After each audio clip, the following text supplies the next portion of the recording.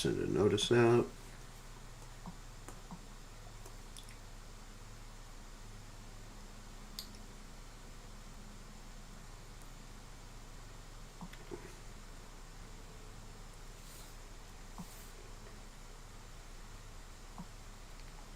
Okay. And then check to see if it is actually streaming. It looks like we are live. Yes.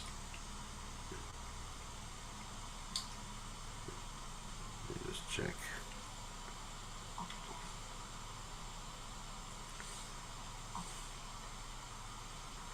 Okay. We're ready to roll. Good to see everybody again, and happy Janmashtami. Tomorrow here is Janmashtami. And I'm not sure if we're going to have a class tomorrow night because things are going to be really busy here. And we may not have a class, so please excuse me if we don't have a class tomorrow evening. Or tomorrow morning, your time, wherever you are in the world. So let us get started.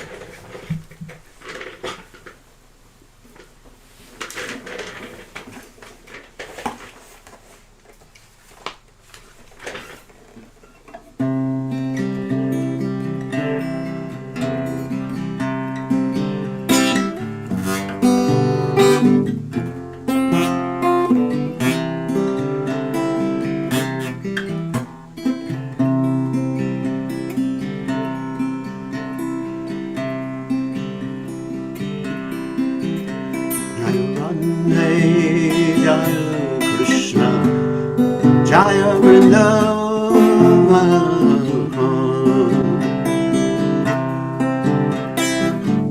Shri Govinda Gopinatha Matana Mohan,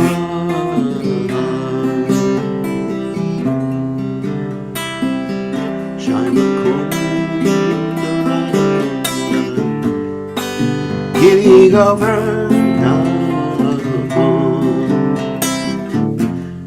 Kalani Jamuna Jaya Jaya Jaya Mahaba,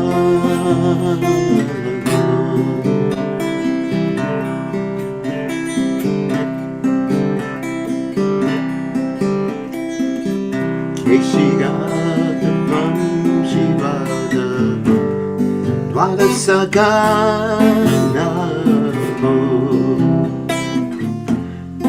Jakat Sabalila Koela Chinanda Nanda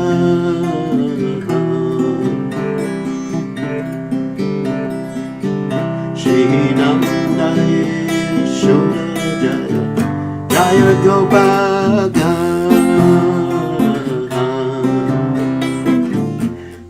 Shinamani Jaya Jaya Dinu Matsa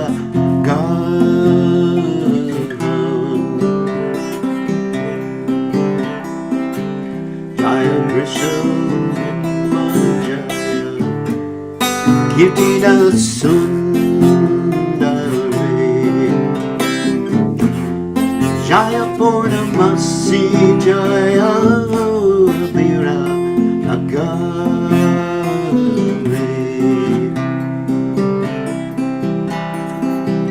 Jaya Jaya Gopishwara Vrindavana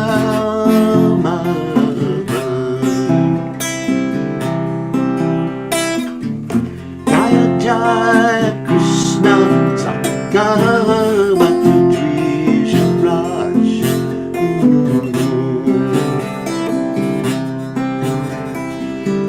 Jaya Rama Gata Jaya Rohini Nanda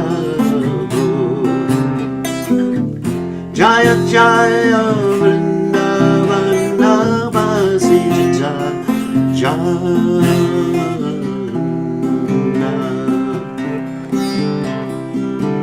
Jaya Trish Patni Jaya Nagakanya Bhakti Jaya Vaino Govinda Chara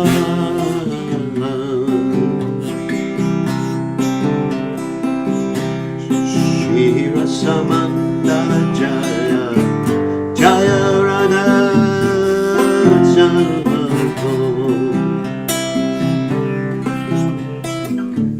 Jaya Jaya Rasa Lila Sava Manara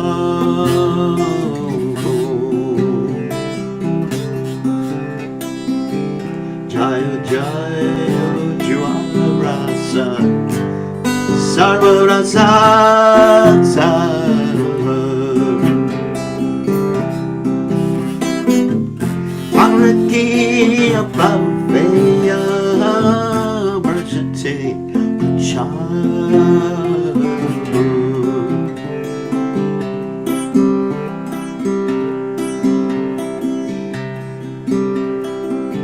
Shri Jannava Bhadda Padma Korea Smaran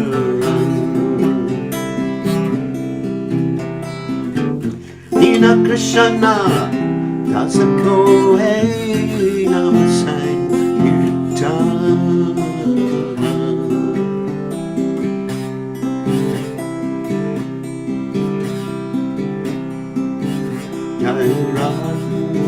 Jaya Krishna Jaya Vrindavan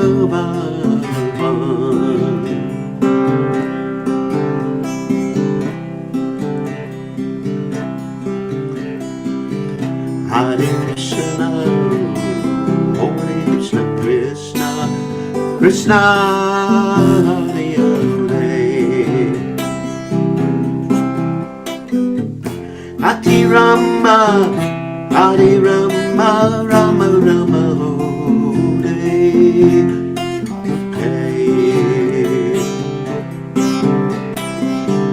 Hare Krishna Hare Krishna Krishna Krishna Hare Hare Hare Rama Hare Rama Rama Rama Hare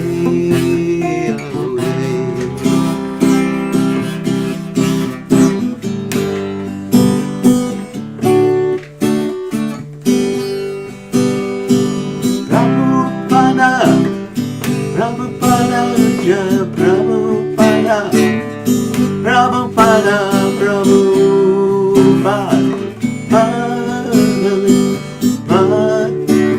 Prabhupada, Nichai Go, Haribo,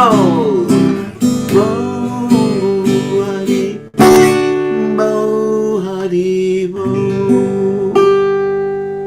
Jai Om.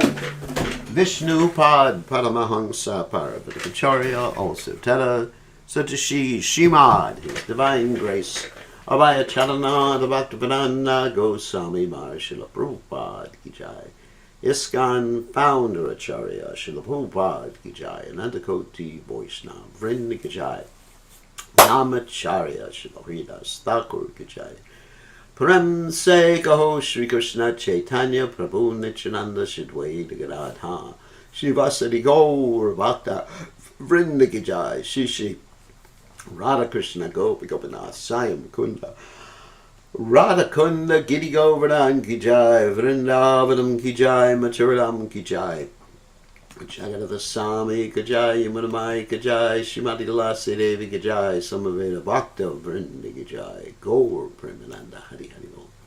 All glories to the assembled devotees, all glories to the assembled devotees, all glories to the assembled devotees, all glories to Shri Guru and Gauranga Srila Prabhupada Ki Jai Nama Om Vishnu Padaya Krishna Prastaya Bhutale Shrimati Bhaktivedanta Swamini Namani Namaste Saraswati Devi Gaurvani Pachani Nivashesha Shunyavadi Paschatya Deja Tarni. So we'll read the translation. All glories to Radha Krishna and the divine forest of Vrindavana. All glories to the three presiding deities of Vrindavana, Shri Govinda, Gopinath, and Madan Mohan. All glories to Shamakun, Radhakun, Govardhan Hill, and the Yamuna River Kalindi. All glories to the great forest known as Mahavana. All glories to Keshigat, the Vamsivat tree, and the 12 forests of Braja. At these places, the son of Nanda, Shri Krishna, performed all of his pastimes. All glories to Krishna's divine father and mother, Nanda and Yashoda. All glories to the cowherd boys headed by Sridham. All glories to the cows and calves of Braj. All glories to Radha's divine father and mother, Vrishabhanu, and the beautiful Kirtida. All glories to Purnamasi, the mother of Sandipani Muni. All glories to the young cowherd maidens of Braja. All glories to Gopishwara Shiva, who resides in Vrindavan in order to protect the holy Dhamma. All glories to Krishna's funny Brahmin friend, Madhumangal. All glories to Ramagat, where Lord Balaram performed his rasa dance. All glories to Lord Balaram, the son of Rohini. All glories to all the residents of Vrindavan. All glories to the wives of the proud Vedic Brahmanas. All glories to the wives of the Kaliya serpent. Through pure devotion they all obtained the lotus feet of Lord Govinda. All glories to the place where the rasa dance of Sri Krishna was performed.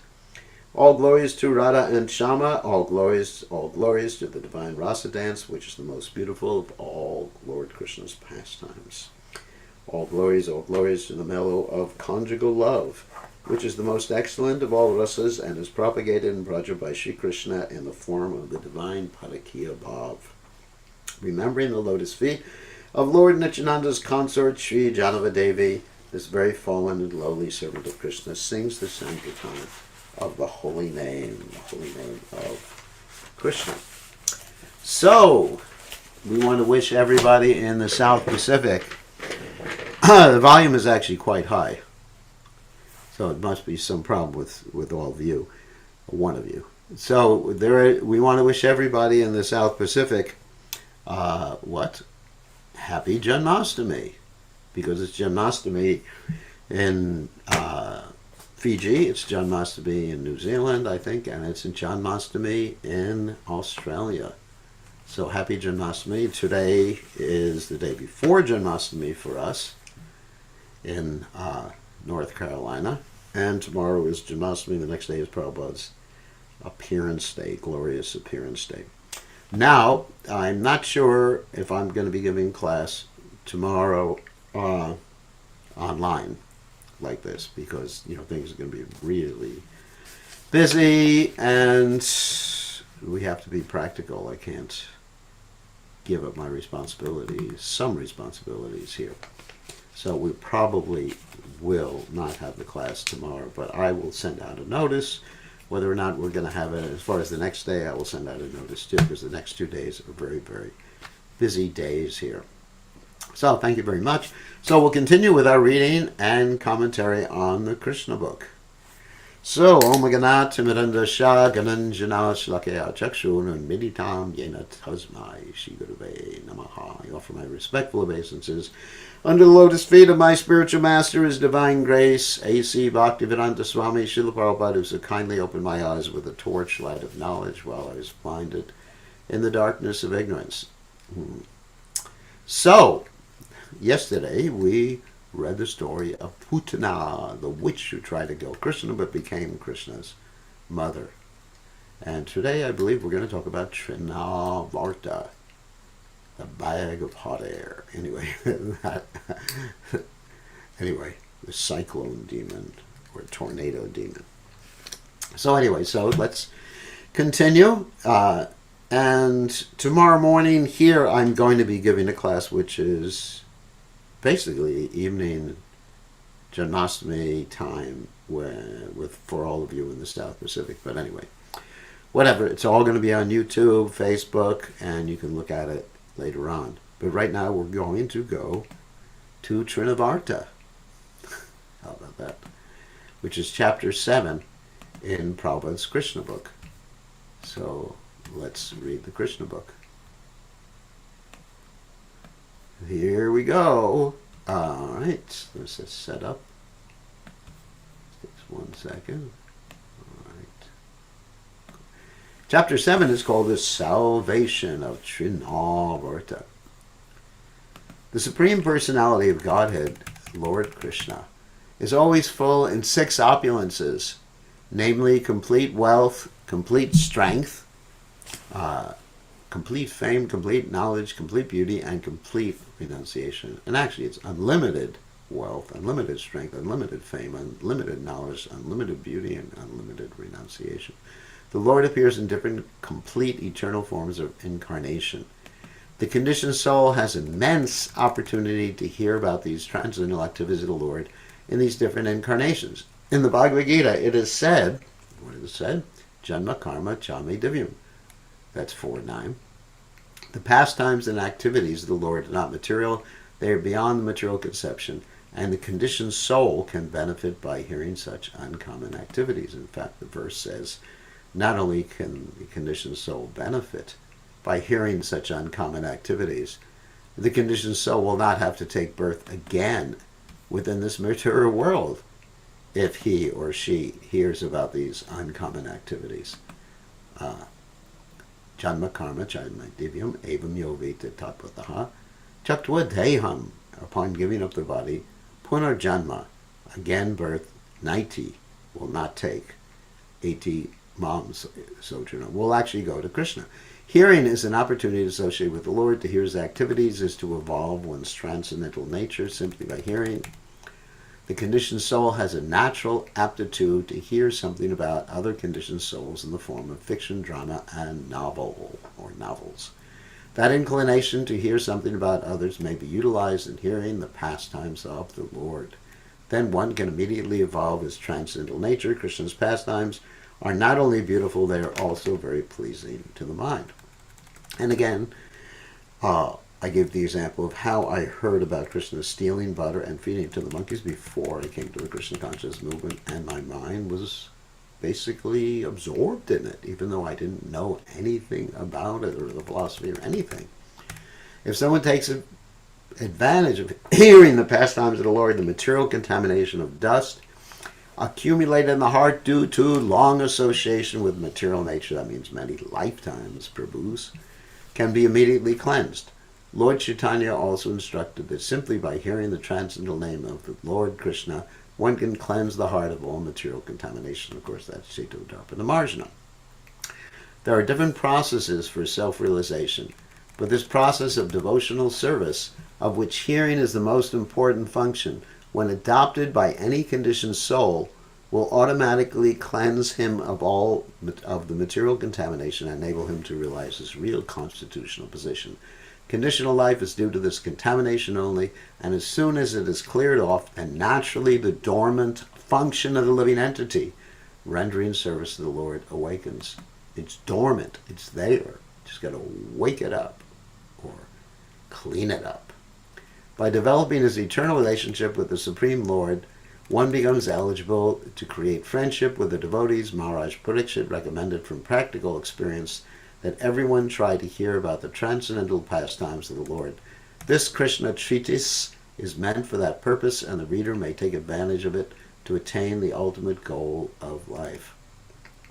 The Lord, out of his causeless mercy, descends to this material world and displays his activities just like an ordinary man.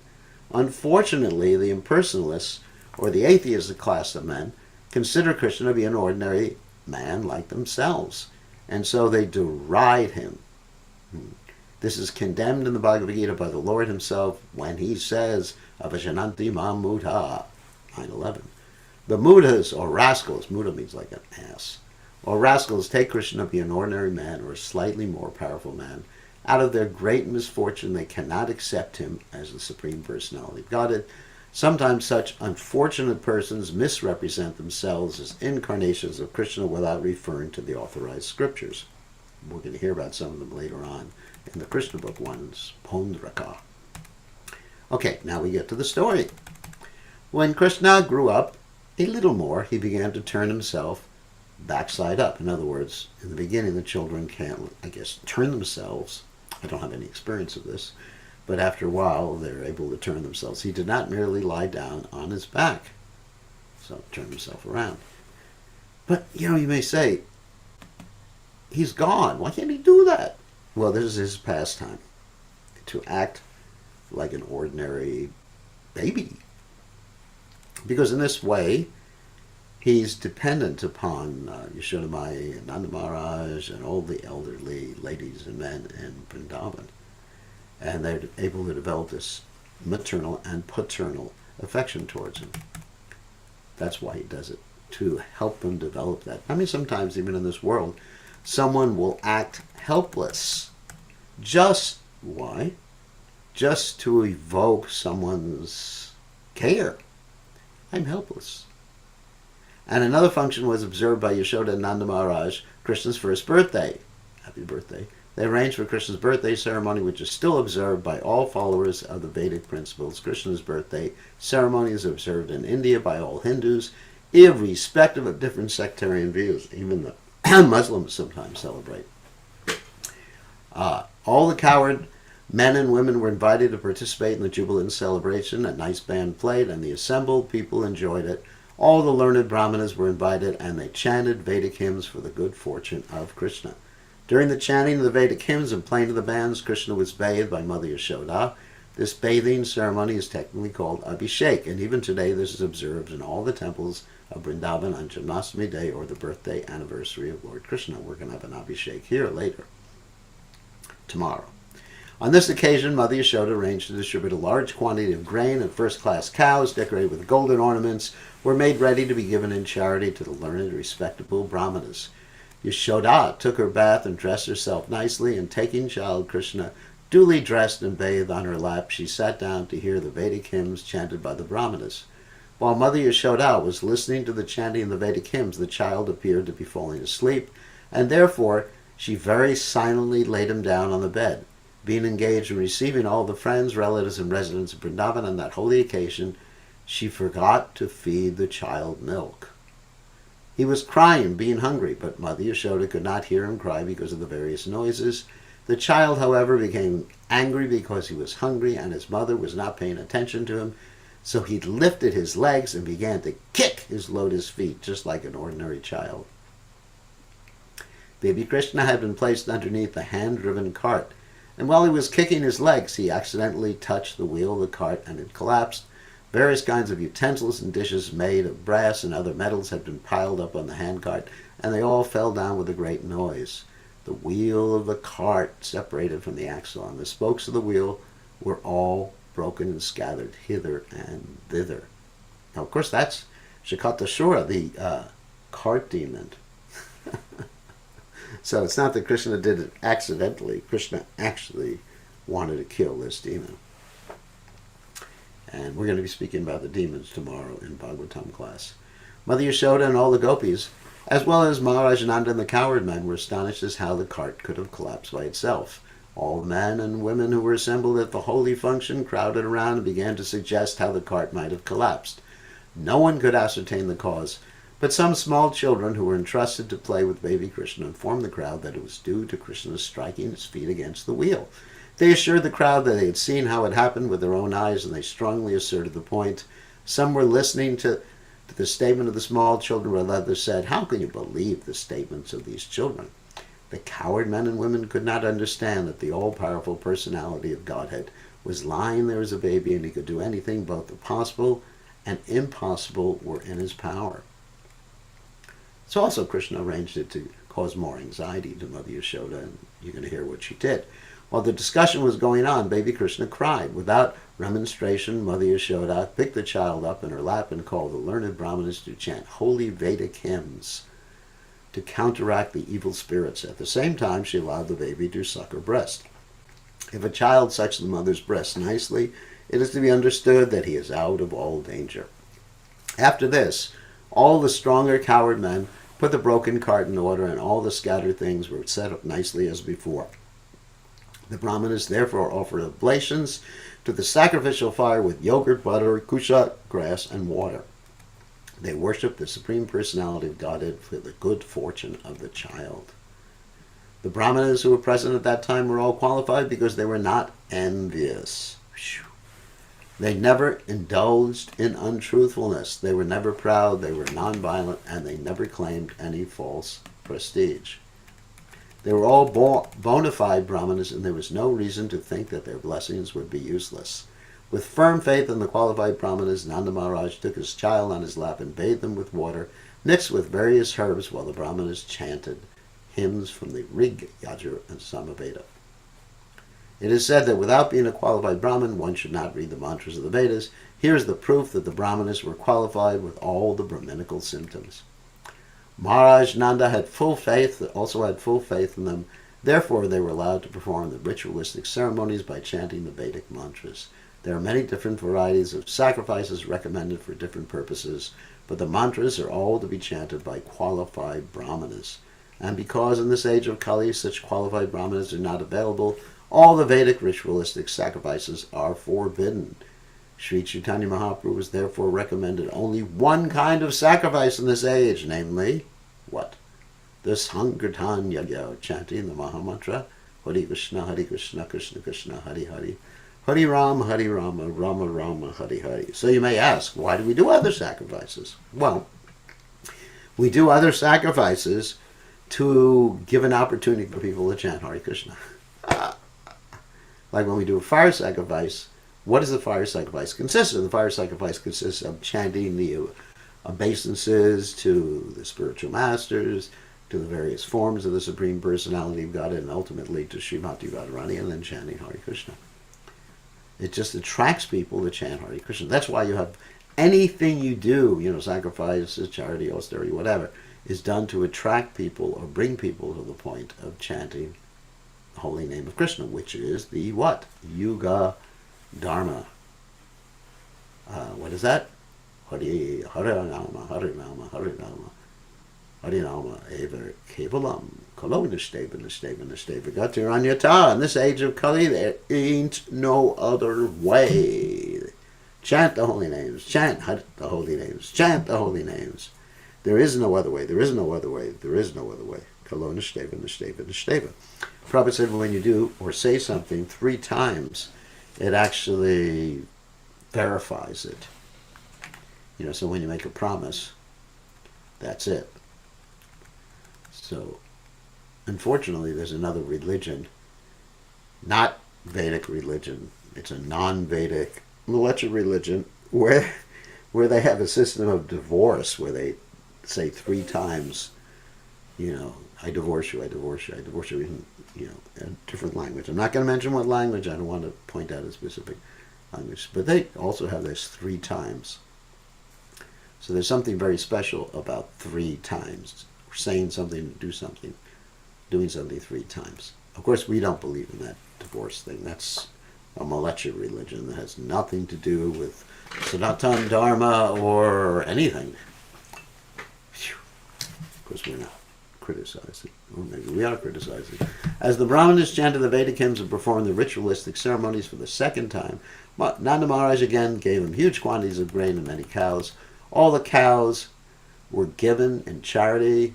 All the cows which were given in charity were covered with nice gold embroidered garments, and their horns were bedecked with golden rings. Their hooves were covered with silver plate, and they wore garlands of flowers. He gave so many cows just for the welfare of his wonderful child, and the Brahmanas in return bestowed their heartfelt blessings. And the blessings offered by the able Brahmanas were never to be baffled. One day, shortly after the ceremony, when Mother Yashoda was patting her baby on her lap, the baby felt too heavy, and being unable to carry him, she unwillingly placed him on the ground. After a while, she became engaged in household affairs. At that time, a servant of Kamsa, known as Trinavarta, as instructed by Kamsa, appeared there in the shape of a whirlwind, like a tornado. He picked the child up on his shoulders and raised a great dust storm all over Vrindavan, covering everyone's eyes. Within a few moments, the whole area of Vrindavan became so densely dark that no one could see himself or anyone else. During this great catastrophe, Mother Yashoda could not see her baby who had been taken away by the whirlwind, and she cried very piteously. She fell down on the ground exactly like a cow who has just lost her calf. When Mother Yashoda was so piteously crying, all the coward women immediately came and began to look for the baby, but they were disappointed and could not find him.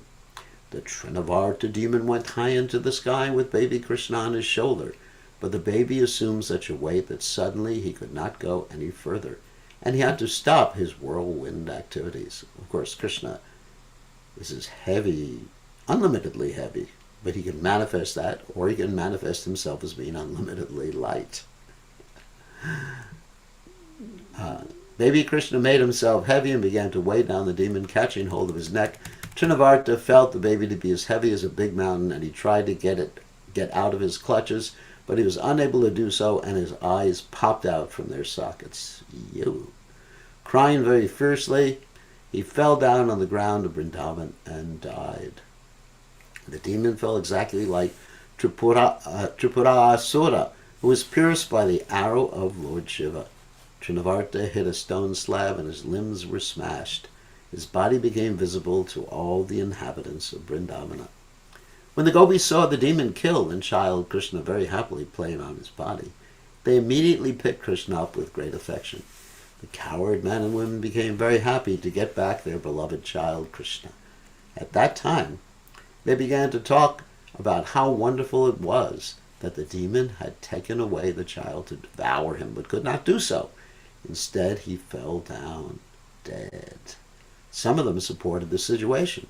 This is proper because those who are too sinful die from their sinful reactions, and child Krishna is pious.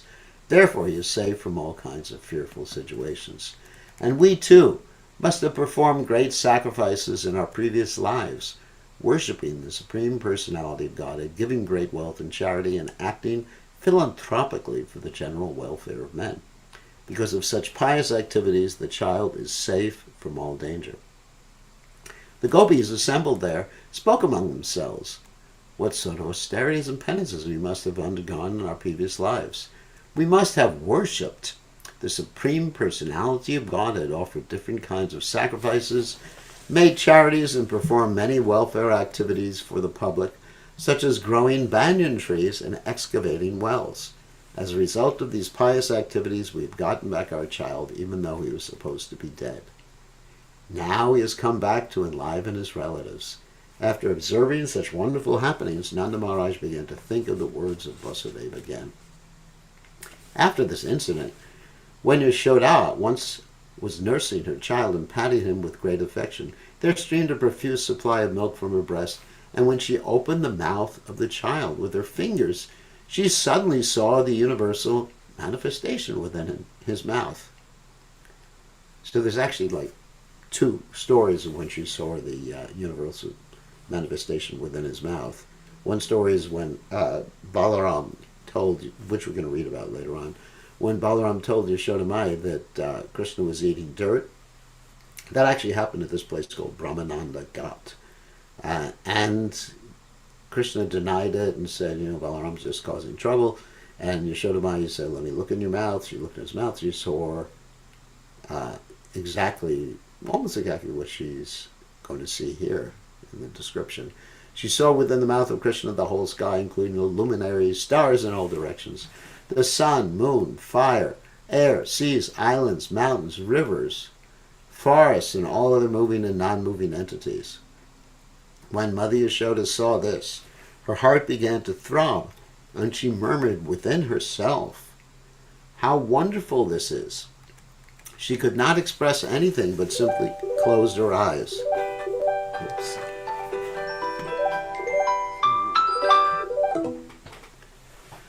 She was absorbed in wonderful thoughts. Krishna is showing the universal form of the Supreme Personality of Godhead even when lying down on the lap of his mother, proves that the Supreme Personality of Godhead, whether he is manifested as a child on the lap of his mother or as a charioteer on the battlefield of Kurukshetra, is always the Supreme Personality of God. The concoction of the impersonalists that one can become God by meditation or by some artificial material activities is herewith declared false. God is always God in any condition or status, and the living entities are always the parts and parcels of the Supreme Lord. They can never be equal to the inconceivable supernatural power of the personality of Godhead. Thus end the Bhaktivedanta purport of the 7th chapter of Krishna, the salvation of Trinavarta. So what we saw in these particular stories in this chapter, and we're not going to go further today, but I'm just going to sum this up. And also in the previous chapter, is that Krishna didn't have to do anything to get his power. Most of us, no, not most of us, all of us, other than Krishna, have to do something to get different types of power. I mean, let's say the power of intelligence. You got to study a lot, memorize a lot of things. Just like some of you may be taking courses, Bhakti Shastri or Bhakti Vaibhava or Bhakti Vedanta, Bhakti Sarvabhauma, and it's a long course of memorizing a lot of verses and struggle. But Krishna has knowledge from the beginning. And as far as strength, then Krishna manifested that. Just like, or as far as beauty, as far as any of these different opulences of the Supreme Personality of Godhead or opulences in general, Krishna had or manifested them all immediately. The Prabhupada said at one point that Krishna did not have to go to any mystic yoga factory. For example, Krishna killed Putana before he could even manifested the pastime of being able to turn himself around so his back was up, which is the beginning of this particular chapter. Krishna killed Putana. And that's immense strength. Immense strength. Krishna kicked over the cart, which was, according to the acharyas, that cart was a demon, Shakatasura. Tomorrow we're going to be speaking more about demons and where they came from, their past lives, and what anarthas they represent. That's going to be tomorrow morning's class here, tomorrow or today's evening class for those of you in the South Pacific, which you'll probably be at the temple anyway, so that's a different issue.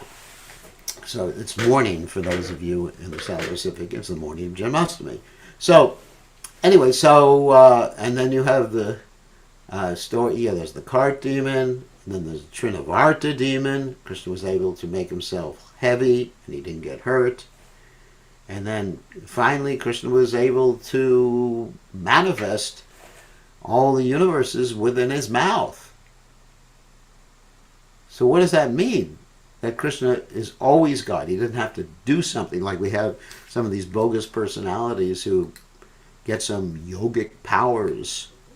I remember, well, actually, there's a story of Bhaktivinoda Thakur where there's Vikashena, however you pronounce it. He declared himself to be God, Krishna, and he was, he was calling for different girls in different villages to come and have a rasa dance with him. And he had two friends. One friend was named Brahma, and the other friend was named Shiva. And he was putting on this facade until Bhaktivinoda Thakur arrested him. And he got his powers by austerity, and literally he kept his powers in his hair. And so finally, after he was sent to prison, or condemned to be sent to prison, his hair was cut off, and he lost all of his power, and shortly thereafter he committed suicide. So, that means the yogis, they do something to get their power.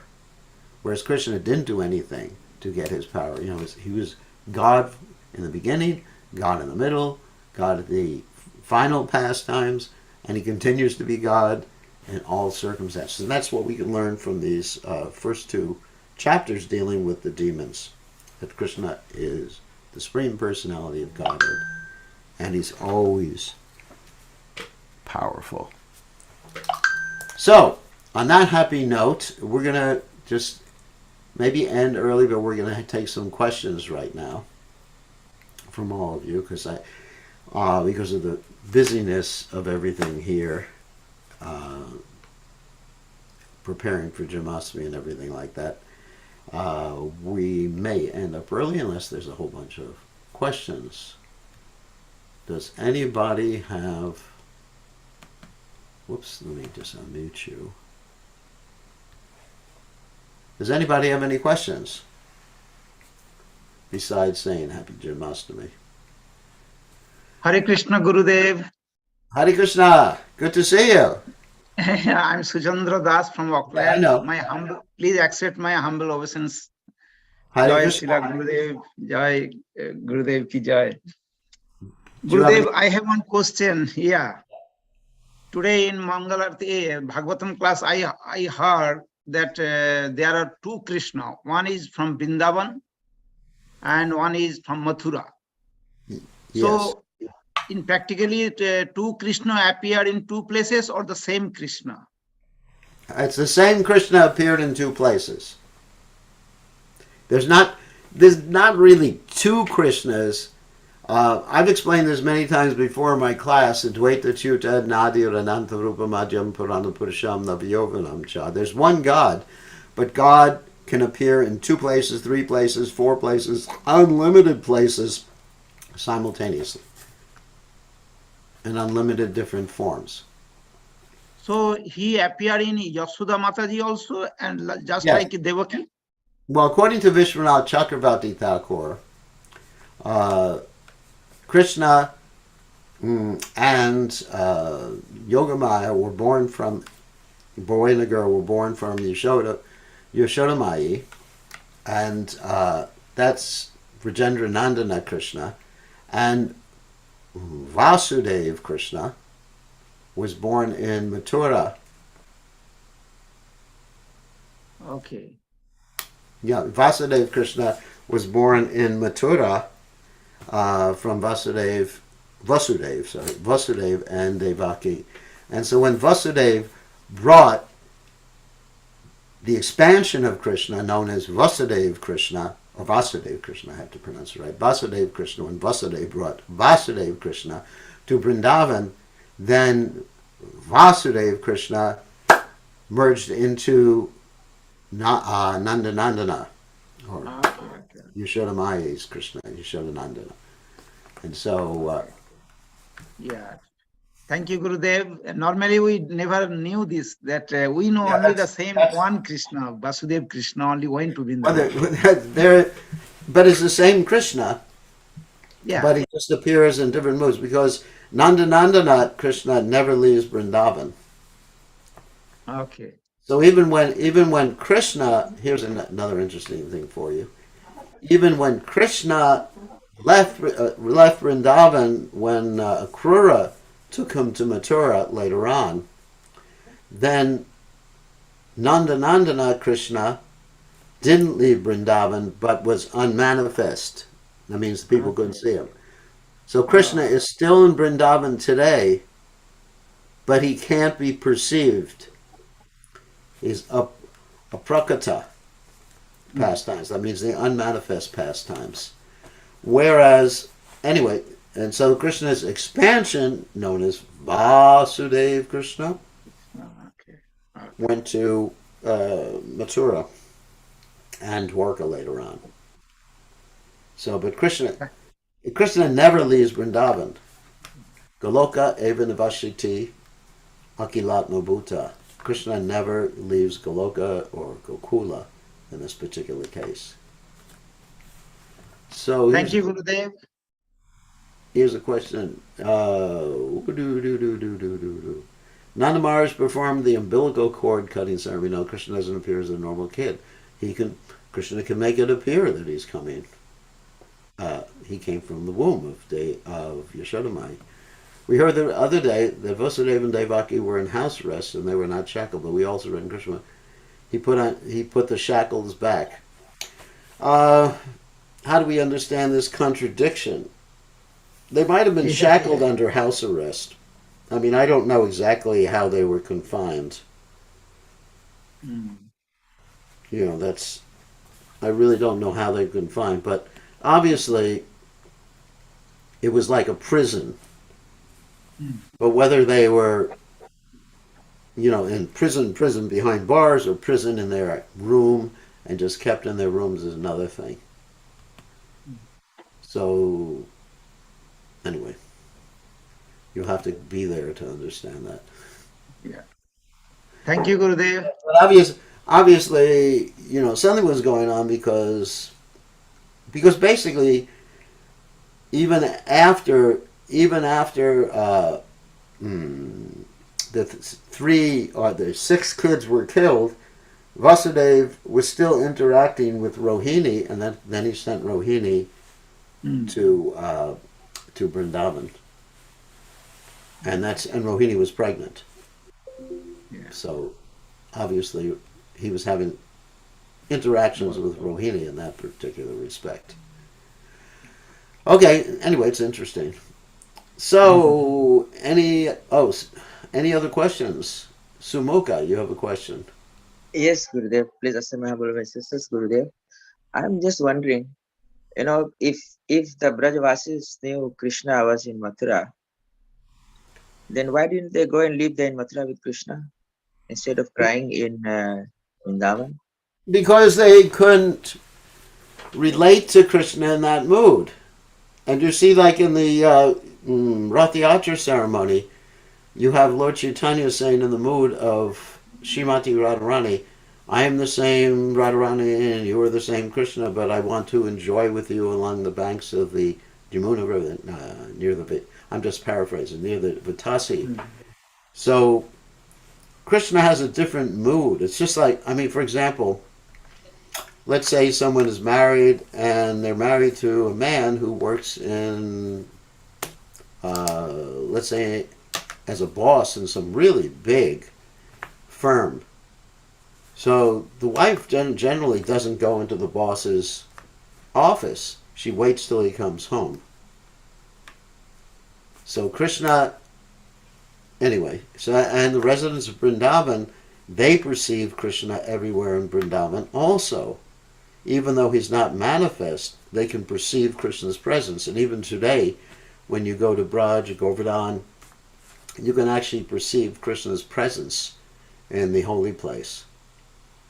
So it's not the same to them to relate to Krishna outside of Vrindavan.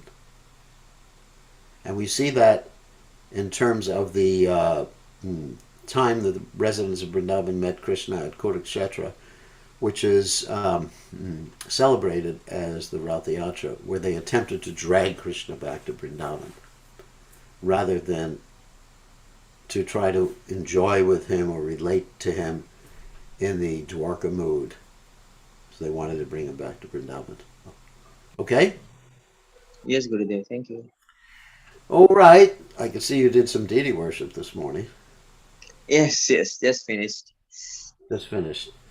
Goloka Yeah. Bihari, Radha Goloka Bihari Ki Jai. Jai. Those are the deities there in Suva, which Sumukha's taking care of on a regular. Sumukha and his wife, Manjamukhi, are taking care of on a regular basis. And today is Janmashtami in Suva, and the Suva temple is one of the temples I've opened many, many years ago. So, very important. So, Mr. Gopal, you have a question. Please send my obeisance, Gurudev.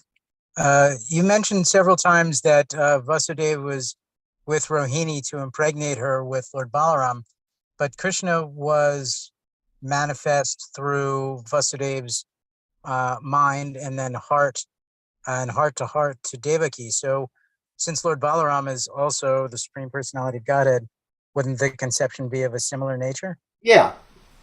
Yeah. But still, he would have had to been privately with her. Just to avoid suspicion that there was another father involved in the whole affair. Thank you, Gurudev. So obviously there was some private interaction between Vasudeva and Rohini. Does that make sense? Makes perfect sense. Thank you. Yeah, obviously. I mean, exactly how it took place, whether it came from his mind and his heart and went into the heart of Rohini, that's not really mentioned.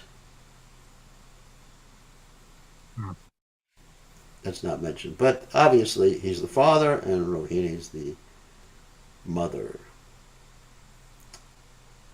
So, what's another question? If there are no other questions,